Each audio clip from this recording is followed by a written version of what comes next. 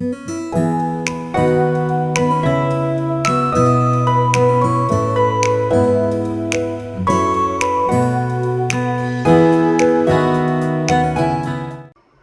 Hello, good morning, नमस्ते सगळ्यांना. जय भीम. मी सीमा. स्वागत आहे आपल्या सगळ्यांचं किचन सवंगडी आणि मी या चॅनलमध्ये. तर आजच्या ब्लॉगचा महत्त्वाचा विषय आणि सगळ्यात महत्त्वाचा गृहिणींच्या जवळचा विषय म्हणजे आपल्या किचनची काळजी कशी घ्यावी. आपण ज्या घरात राहतो ते नीटनेटके ठेवण्यासाठी आपण नेहमी प्रयत्नशील असतो. कोणत्याही घरातील महत्त्वाची जागा म्हणजे स्वयंपाकघर, मग ते आधुनिक असो किंवा पारंपरिक. या स्वयंपाकघरामध्ये आपला वावर अधिकाधिक असतो. इथे जास्तीत जास्त अन्नधान्याचा, भाजी, फळे यांचा वापर होत असतो आणि म्हणून हे स्वयंपाकघर जितकं आपण स्वच्छ ठेवू तितकं हे आपल्यासाठी आणि सगळ्यांसाठी चांगलं असतं. आपण स्वयंपाकघरामध्ये सकाळचा नाश्ता, दुपारचं जेवण, संध्याकाळचं काहीतरी नाश्ता, रात्रीचं जेवण हे सगळं स्वयंपाकघरामध्ये बनवत असतो. आणि अशा वेळेस तेलाचे तेलकट डाग आपल्या किचनच्या ओट्यावरती, गॅस शेगडीवरती किंवा मग या किचनच्या ट्रॉल्यांवरती आपल्याला दिसतात. आणि म्हणून सौम्य क्लीनरचा वापर आपण करू शकतो आणि या वापरामुळे तेलाचे डाग सुद्धा आपण सहजपणे काढू शकतो. आणखीन एक महत्त्वाची गोष्ट म्हणजे स्वयंपाकघरामध्ये आपण भाज्या, फळं इत्यादींचा जो कचरा असतो तो कचरा आपण डस्टबिनमध्ये टाकत असतो. हा कचरा टाकण्यासाठी डस्टबिन बॅगचा वापर आपण करणं गरजेचं आहे.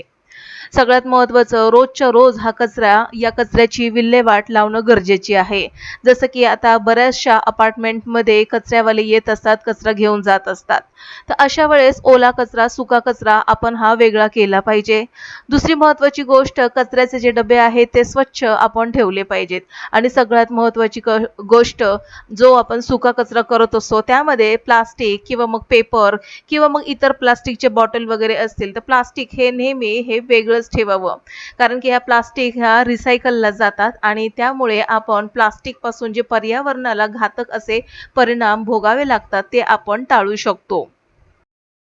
गृहिणींसोबत घडणारा महत्त्वाचा प्रसंग म्हणजे सुकलेल्या खारका फोडणे. आता या सुकलेल्या खारका तुम्ही कशा फोडतात हे मला कमेंटमध्ये नक्की सांगा आणि त्यातून तुम्हाला आलेले अनुभव देखील तुम्ही नक्कीच सांगा. कारण की या अनुभवातून मी सुद्धा गेलेली आहे.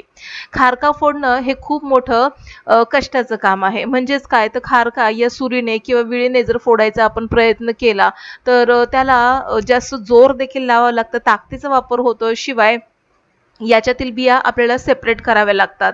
दुसरी महत्त्वाची गोष्ट सुरीने या खारका जेव्हा आपण फोडत असतो किंवा चिरत असतो तर त्या सहजासहजी फुटत नाहीत किंवा चिरल्या जात नाहीत. अशा वेळेस आपल्याला बऱ्याचदा हाताला किंवा बोटांना दुखापत होत असते आणि म्हणून यावेळेस मी सुक्या खारका फोडण्यासाठी महत्त्वाचा एक जुगाड म्हणजेच ही जी पकड आहे जी आपल्या घरामध्ये बऱ्याचशा घरांमध्ये आपल्याकडे दिसत असेल तर या पकडने ना या खारका आपण सहजपणे फोडू शकतो. यातून जो होणारा त्रास आहे किंवा जो जाणारा वेळ आहे तो आपण नक्कीच वाचवू शकतो आणि आपली बोटं वगैरे जी चिरण्याची सुरीने जे प्रकार होतात तर ते देखील आपण टाळू शकतो. तर एक खारीक घेऊन अशा पद्धतीने पकडणे दाबायची मध्ये लगेचच त्याचे 2 भाग होतात आणि त्याच्यातील बी सेपरेट करायची आणि 2 भाग केलेल्या ज्या खारका आहेत त्या लगेचच या पकडने त्याचे छोटे छोटे तुकडे आपण अशा पद्धतीने करू शकतो. आता तुम्ही या खारका कशा फोडता हे मला कमेंट बॉक्समध्ये नक्की सांगा. आता ज्या गृहिणी ज्या आहेत त्या खारीक बारीक करण्याची जी मशीन असते तर तिथे देतात. तर मला असं वाटतं तिथे देणं ठीक आहे, पण ज्यांच्याकडे ही मशीन उपलब्ध नाहीये किंवा त्यांच्या अवतीभोवती मशीन नाहीये तर त्यांनी हा जुगाड नक्कीच वापरून बघा. काम तुमचं झटपट होतं, पटापट होतं, जास्त काही आवाज होत नाही आणि सगळ्यात महत्त्वाचं हाताला किंवा बोटाला जी दुखापत होते ती काही होत नाही. आणि सगळ्यात महत्त्वाचं या खारका आपण ज्यावेळेस फोडत असतो ना अशा पद्धतीने पकडणे, सगळ्या बिया आपण व्यवस्थित सेपरेट करतो आणि मिक्सरमध्ये बी जाण्याची जी शक्यता असते ती देखील कमी होते. तर ही खारीक फोडण्याची जी ट्रिक मी जी तुम्हाला सांगितली ती कशी वाटली मला कमेंटमध्ये नक्की कळवा. या जवळपास अर्धा किलो खारका होत्या आणि या अर्धा किलो खारका फोडण्यासाठी मला जास्तीत जास्त 12 ते 15 मिनिटं लागलेली आहेत. पटापट 2-2 भाग करायचे आणि पटापट त्या खारकेचे तुकडे करायचे. आता ह्या पकडचा वापर मी आणखीन एका गोष्टीसाठी केला होता. जर तुम्ही तो व्हिडिओ पाहिला असेल तर मला कमेंटमध्ये नक्की सांगा, या पकडचा वापर मी आणखीन कुठे केलेला आहे. गृहिणींचा अर्धा वेळ हा किचनमध्येच जात असतो आणि म्हणून किचनची काळजी घेण्यासाठी काही सोप्या आणि महत्त्वाच्या टिप मी तुम्हाला इथे सांगते. रोजची साफसफाई. जेवण झाल्यानंतर किचनचा ओटा, सिंक गरम पाण्याने सौम्य क्लीनरने लगेचच पुसून घ्या. घाणेरडी भांडी जास्त वेळ सिंकमध्ये ठेवू नका, अन्यथा बॅक्टेरिया वाढू शकतात. तर जशी की थोडीफार जी काही भांडी पडत असते ते लगेचच्या लगेच क्लीन करायची. आणि तुम्ही पाहू शकता माझ्या किचन सिंकच्या वरती एक छोटासा रॅक मी बसवलेला आहे, जो मिशोवरून घेतलेला आहे. स्वस्तात मस्त. तर घासून ठेवलेली भांडी धुवून मी त्या रॅकमध्ये ठेवते आणि त्यामुळे त्याच्यातून जे गळणारं पाणी आहे ते सिंकमध्ये गळतं. त्याच्यामुळे इतर कुठेही ओलावा होत नाही. दुसरी महत्त्वाची गोष्ट, भांडी व्यवस्थित निथळली जातात आणि छान अशी हवा आतून बाहेरून लागल्यामुळे भांडी देखील स्वच्छ अशी सुकली जातात. आता पुढची महत्त्वाची गोष्ट आणि महत्त्वाची टीप म्हणजे जे किचनचा जो ओटा आहे तो आपण स्वच्छ आठवड्यातून 1 ते 2 वेळा तरी स्वच्छ असा धुवून घेतला पाहिजे. तर या ओट्यावरती मी आपलं जे लिक्विड डिशवॉश असतं ते थोडंसं टाकलेलं आहे आणि आता एका स्क्रबरने व्यवस्थित आपल्याला हा किचन ओटा घासून घ्यायचा आहे. आता हा ओटा घासत असताना गॅसकडे देखील आपल्याला लक्ष ठेवायचं आहे. गॅसचा वरचा जो टॉप आहे, तर तो देखील व्यवस्थित स्वच्छ आपण केला पाहिजे. शेवटी ही जी गॅसच्या पाठीमागची जी भिंत आहे, त्याच्यावरती देखील भरपूर असे फोडणीचे डाग वगैरे उडालेले असतात. तर लगेचच आपण त्याच्यावरती जर लिक्विड डिशवॉश किंवा मग स्क्रबरने अशा पद्धतीने व्यवस्थित घासून जर घेतलं ना, आपलं किचन लख्ख काचेसारखं दिसायला लागतं. आणि सगळ्यात महत्त्वाचं तेलकट, चिकट असं जे आपल्याला वाटतं ना, तर ते होत नाही. ते फक्त यामुळेच की आठवड्यातून 2 वेळा जर तुम्ही अशा पद्धतीने किचन स्वच्छ ठेवलं ना, तुमचं किचन स्वच्छ लख्ख राहतं. आणि सगळ्यात महत्त्वाची गोष्ट असं असं जर स्वच्छ किचन तुम्ही जर ठेवलं, अन्नाचे कण वगैरे सगळे निघून जातात आणि झुरळं, माशा वगैरे जे काही प्रकार आपल्या घरामध्ये होत असतात, तर ते तुम्हाला होताना दिसणार नाहीत. आता किचनचा ओटा मी व्यवस्थित लिक्विड डिशवॉशने घासून आणि पाण्याने आता स्वच्छ धुवून घेते आणि मग छान असं वायपरने व्यवस्थित हा स्वच्छ करायचा. म्हणजे स्वच्छ धुतलेल्या ओट्यावरती पाण्याचे डाग देखील आपल्याला दिसत नाहीत आणि किचन ओटा स्वच्छ असा आपल्याला झालेला दिसतो. आठवड्यातून 2दा किंवा एकदा जरी अशा पद्धतीने ओटा धुतला ना, तुमचं किचन किंवा आपलं किचन स्वच्छ झालेलं दिसतं.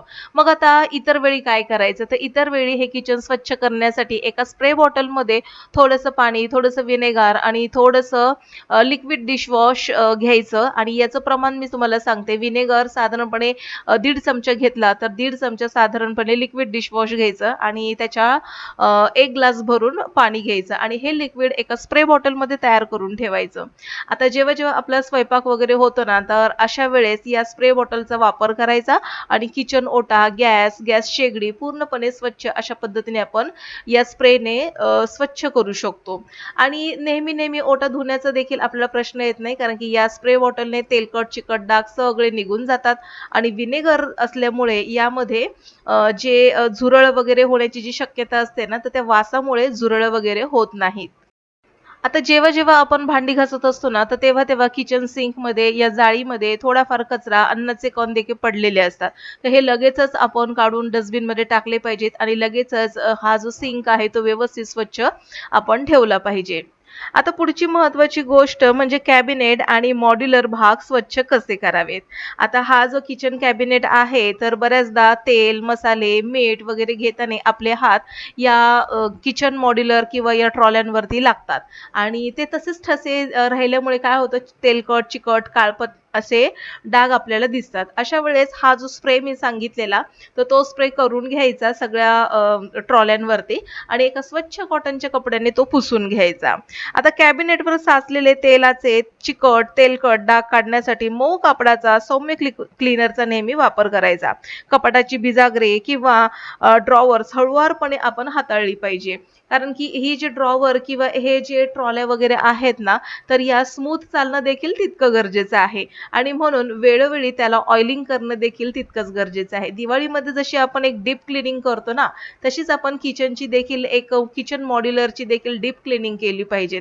जसं की हे ड्रॉवर्स झाले किंवा किचनच्या ट्रॉल्या झाल्या, उघडताना आणि बंद करताना व्यवस्थित ते उघडत तर आहेत ना, स्मूथली चालत तर आहेत ना, याकडे आपण लक्ष ठेवलं पाहिजे. आणि म्हणून याची चालण्याची जी क्षमता आहे, म्हणजेच हे किचन मॉड्युलर आता 10 वर्ष चालत असेल, तर तुम्ही घेतलेल्या काळजीमुळे कदाचित ते 15 वर्ष किंवा 20 वर्ष देखील चालू शकतात. महिन्यातून एकदा किंवा दोनदा या स्प्रेचा वापर करून आपण अशा पद्धतीने आपले किचन कॅबिनेट स्वच्छ ठेवू शकतो. याला जास्त काही वेळ लागत नाही आणि फक्त 10 रुपयामध्ये हे किचन क्लीनर आपण तयार केलेले आहे आणि वापरण्यासाठी अगदी सौम्य आहे. जर तुमच्याकडे लिक्विड डिशवॉश नसेल तर त्यामध्ये तुम्ही थोडासा शॅम्पूचा वापर देखील करू शकता आणि घरच्या घरी लिक्विड हे जे स्प्रे मी तयार केलेले तो तुम्ही तयार करू शकता. किचनच्या ट्रॉल्या पुसत असताना आतून बाहेरून व्यवस्थित जिथे तुम्हाला असं वाटतंय की इथे डाग जास्त पडलेले आहेत तर ते व्यवस्थित तुम्ही एका स्वच्छ कपड्याने स्प्रे करून पुसून घेऊ शकता. आपण कितीही म्हटलं माझं किचन साफ स्वच्छ आहे तरी देखील किचन साफ करत असताना घरातील बारीक सारीक जे कोपरे आहेत ते आपल्याकडनं राहून जातात आणि म्हणूनच किचन साफ करत असताना या लहान सहान कोपऱ्यांकडे देखील आपण लक्ष दिलं पाहिजे. व्हेंटिलेशन म्हणजेच हवा खेळती राहणं खूप गरजेचे आहे स्वयंपाकघरामध्ये. स्वयंपाक करताना निघणारी वाफ आणि धूर बाहेर पडण्यासाठी एक्झॉस्ट फॅन किंवा चिमणीचा नियमित वापर आपण केला पाहिजे, जेणेकरून किचनमध्ये ओलसरपणा, दमटपणा राहत नाही. पुढची महत्त्वाची टीप गॅस, शेगडी व उपकरणे यासाठी आहे. गॅस, बर्नर, शेगडी नियमितपणे आपण साफ केली पाहिजे. तसेच किचन सेफ्टी टिप्स वाचून संभाव्य धोके टाळण्यासाठी खबरदारी देखील आपण घेतली पाहिजे. बऱ्याचदा असं होतं आपण खाण्यापिण्याचे पदार्थ बाहेरून आणतो आणि आपल्या हाताला येतील अशा ठिकाणी ते सहजच वरती ठेवून देतो. तर असं टाळण्यासाठी आपण काय केलं पाहिजे, अन्नाची साठवणूक व्यवस्थित ठेवली पाहिजे. अन्नपदार्थ नेहमी हवाबंद डब्यामध्ये ठेवले पाहिजे. त्याची एक्सपायरी डेट तपासून घेतली पाहिजे. कचऱ्याची डस्टबिन नेहमी झाकण असलेली वापरली पाहिजे आणि ती नेहमी जंतुनाशकाने स्वच्छ केली पाहिजे. आणि सगळ्यात महत्त्वाची गोष्ट किचनमध्ये कमीत कमी पसारा होईल याकडे आपण लक्ष दिलं पाहिजे. तर या होत्या किचनची काळजी घेण्याच्या काही टिप्स. तर आजचा व्लॉग तुम्हाला आवडला असेल तर नक्कीच लाईक करा. माझ्या व्हिडिओवर जर तुम्ही पहिल्यांदाच आले असाल तर नक्की सबस्क्राईब करून बेल आयकॉन प्रेस करा. चला तर मग भेटू पुन्हा. तोपर्यंत बाय.